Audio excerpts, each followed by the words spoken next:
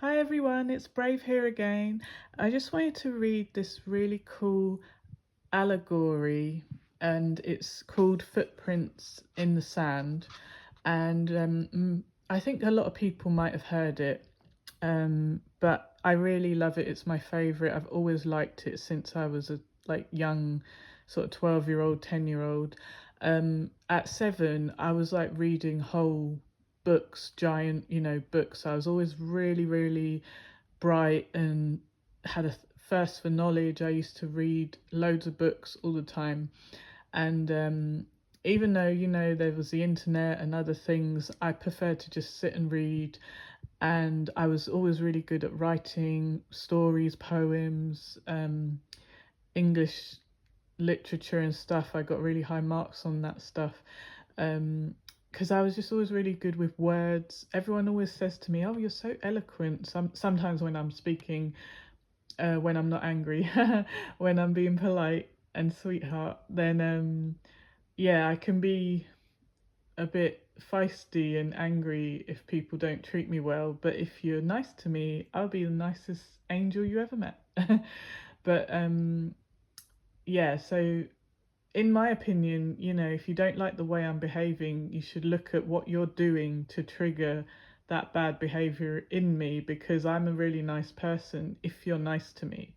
And I'll give you what you give me. So if you're nice, I'm nice. If you're rude, I'll be rude. If you're nasty, what do you think's going to happen? And I'm not laughing, but it's just some people don't get it. They really think they can treat you like crap and then expect you to treat them like a king or a queen. It's kind of strange, but that's life, I guess. Anyway, so here we go. It's called Footprints, or some of the titles is Footprints when you see it online, but I remember it as Footprints in the Sand. So here we go. One night a man had a dream that he was walking along a beach with the Lord. Then scenes from his life started to flash across the sky, and he noticed two sets of footprints in the sand under each scene, of which one belonged to himself and the other belonged to the Lord. When the last scene was over, he looked back over the sand and he saw some of the footprints still in the sand under each scene. He noticed that many times along his life path there was only one set of footprints, and this happened only at the lowest and hardest points in his life. This really bothered the man, and he questioned the Lord. He asked, "Lord, you said that once I decided to follow you, you'd walk with me all the way. But I noticed that during the most horrible moments in my life, there was only one set of footprints. I don't understand. Why, when I needed you the most, why would you leave me?" The Lord replied, "My precious child, I would never leave you. When you saw only one set of footprints, that was when I carried you." So I always see, I get goosebumps every time I read that last little bit where he says, "That was when I carried you," because sometimes we do feel like, we're praying for help, and no help is coming, or we can't see a way out of things and we don't understand why, why is so much suffering allowed to happen in the world and things like that. But like I've said in my other videos, being down here on Earth, it's meant to be a place where we learn hard, harsh lessons and go through many difficult situations. It's not actually meant to be all butterflies and roses and rainbows and things. The hard lessons and the harsh things we go through, that is what actually evolves our soul when we go back home to the spirit world where we actually came from in the first place. Souls choose to come down here, brave souls choose to come down here and go through certain things. And I know it sounds crazy, because even when it was shown to me, I was like, that's crazy. I wouldn't choose to have this hard life. I wouldn't choose to have terrible family and horrible husbands and terrible things done to me. Why would I choose that? What is the purpose? How is that helping me?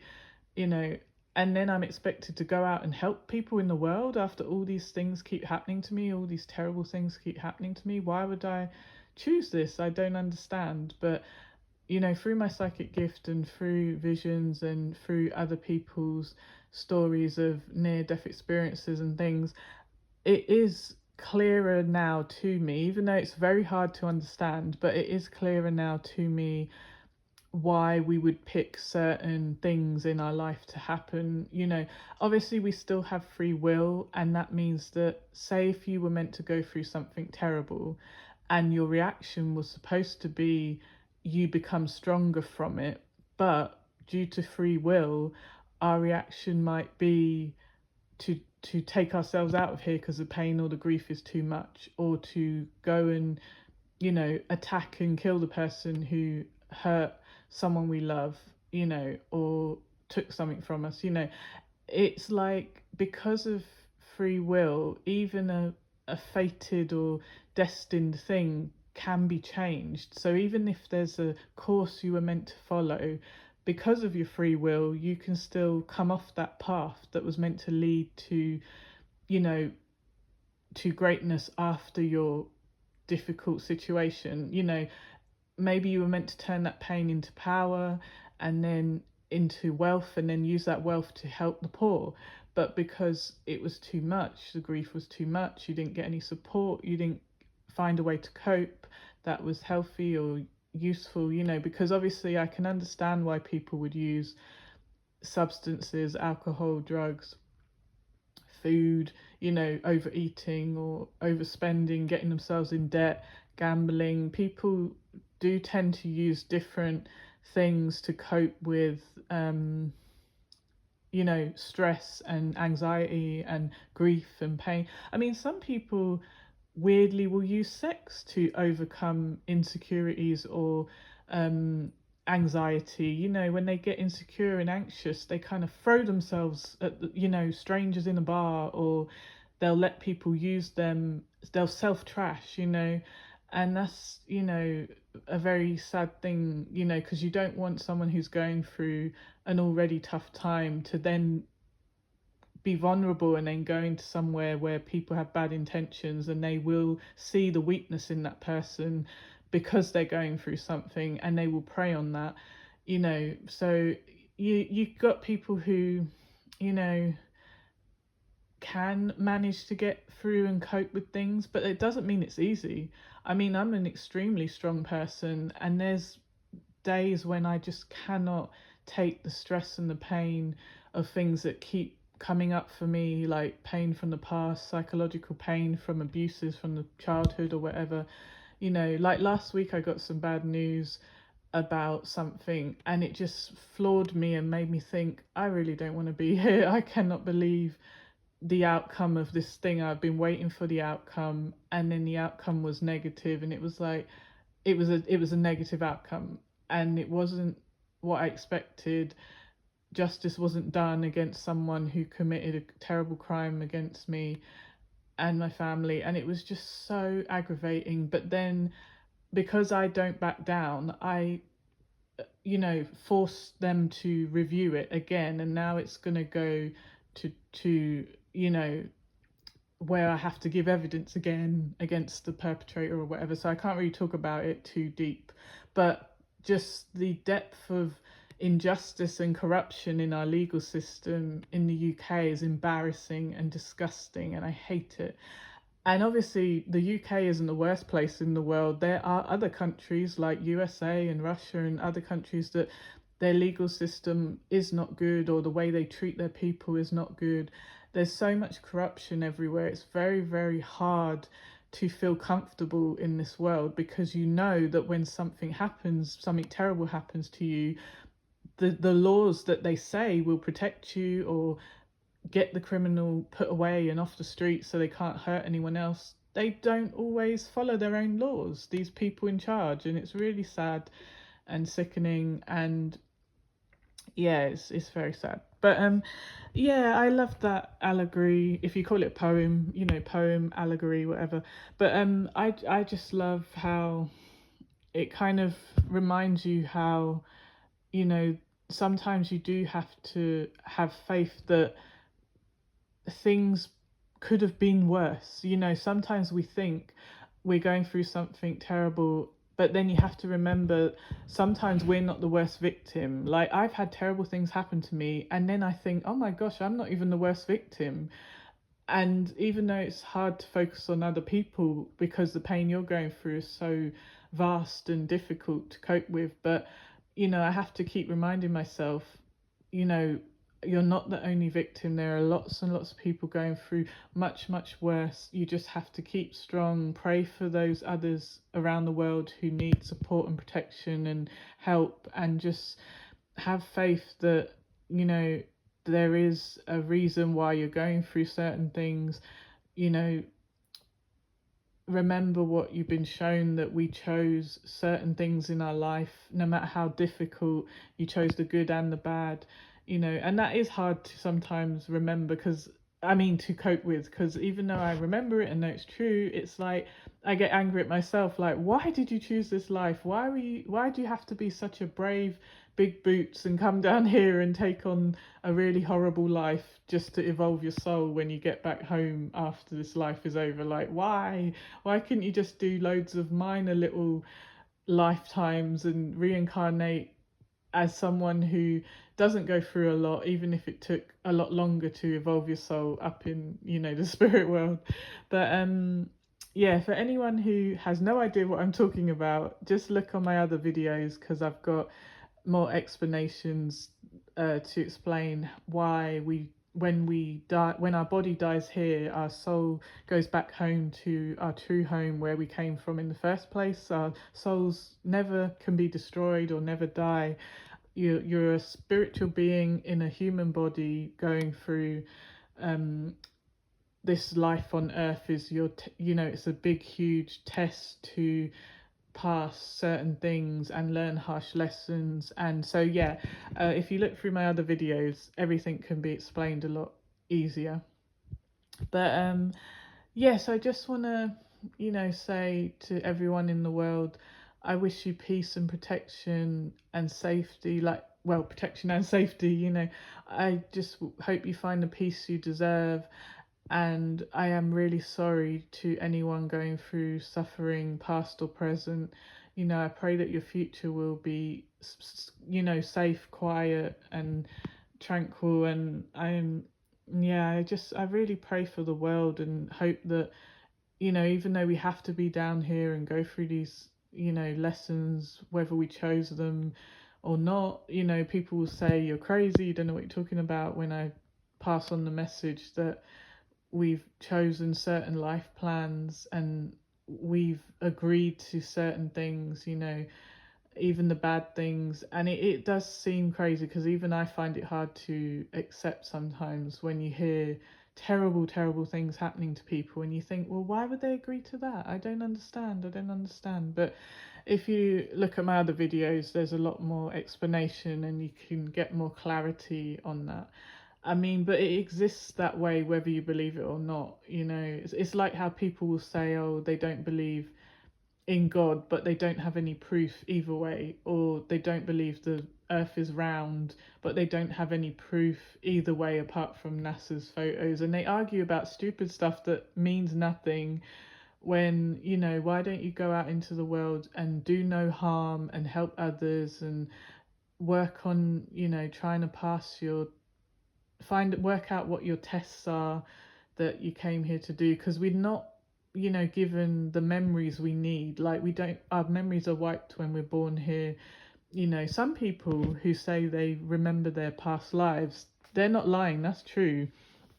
Their memory must have not got wiped, or maybe they were given a bit of them past life memories for a reason. Because I have done, what's it called, past life regression thing, where they kind of like lightly hypnotize you, but you're still in control. You're not quacking like a duck or anything. And I remember seeing 4 of my past lives, and it was really strange, but it made sense to why certain people in this lifetime treated me a certain way, because we had been in a past lifetime together and we were enemies in that past life, and then they betrayed me and I didn't forgive them then, so we agreed to come back into this life so that I could try and forgive them in this life when they betrayed me again, even though we're in different bodies, different, race, different country. And then I reacted the same way and didn't forgive them in this one. But I know that one set of people I have forgiven them. But there's at least two people who exist in this lifetime that I know I had a past life with, but their just betrayal was too hard. I just too harsh and cruel. I couldn't forgive it. So I'm working on that, but yeah, it is hard.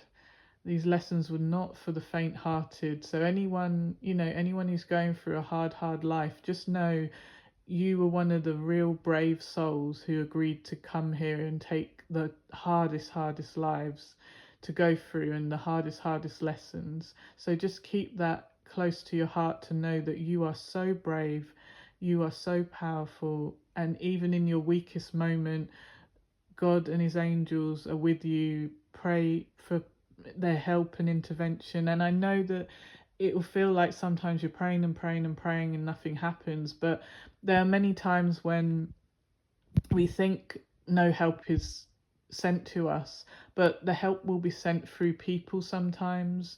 We're not going to see a big shaft of light come down and someone in a white robe will come down and pick us up and fly us out of the situation. That's not how it's going to happen. It will be a stranger might come across you and give you some information that leads you to someone who can help you, or some other way. A kind person might be brought into your life who just wants nothing from you but to support you and encourage you.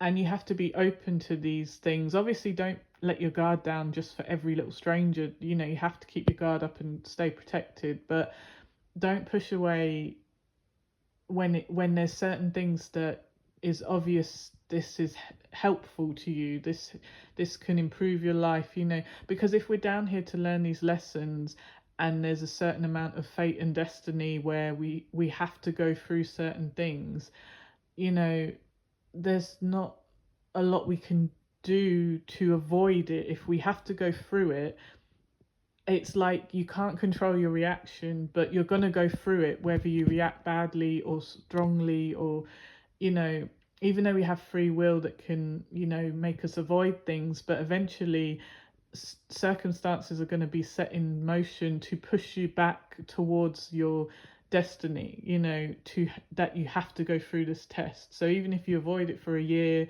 2 years, you used your free will to travel away from the city you were supposed to be in or destined to meet someone in, but events will happen that will force you back, and you'll just be like, oh my gosh, why do I keep losing my job, and now I have to move back in with my family which are in this certain city, and then you keep trying to get away, you keep trying to escape somewhere else, but then things will keep happening and push you right back to square one, and you'll feel like you're failing, but really it's destiny and fate made it so that you had to go back to that place, because at a certain day on a certain time you had to be standing at this place so this person could cross your path, so that they could either help you, or if they're there to teach you a lesson or help you learn a harsh lesson, you have to cross paths at some point. So yes, but that's all for now. If anyone likes anything in my videos, please like, share, subscribe, and that's all. So God bless everyone, and bye for now.